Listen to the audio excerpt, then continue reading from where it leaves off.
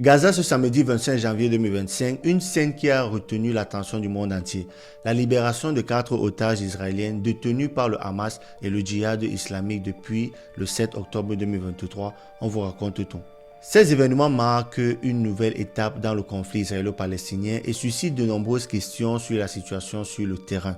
Ces 4 soldats israéliens ont été libérés et présentés sur un podium à Gaza sous les regards de la foule. Peu après, elles ont été remises à la Croix-Rouge internationale pour leur retour en Israël. En contrepartie, Israël devra libérer 200 prisonniers affiliés au Hamas, respectant ainsi les termes de l'accord de cessez-le-feu signé il y a une semaine. Cet accord prévoyait notamment ce deuxième échange d'otages, qui suscite aujourd'hui des émotions vives à Tel Aviv.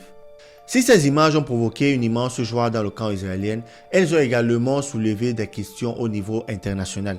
Des interrogations notamment sur la stratégie militaire du premier ministre israélien Benjamin Netanyahu.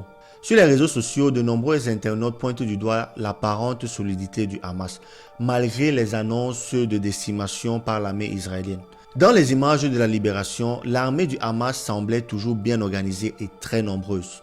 Alors, qui sont ces personnes réellement ciblées par l'armée israélienne dans leur opération militaire? Et surtout, où en est la stratégie de Netanyahou pour affaiblir le Hamas?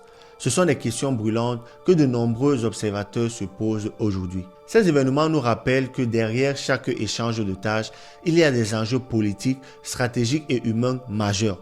L'accord de cessez-le-feu tiendra-t-il? Le Hamas et Israël poursuivront-ils ces échanges ou la situation pourrait-elle à nouveau dégénérer?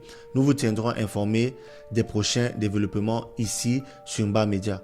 D'ici là, abonnez-vous pour ne rien rater de toutes nos vidéos qui paraissent chaque jour sur la chaîne.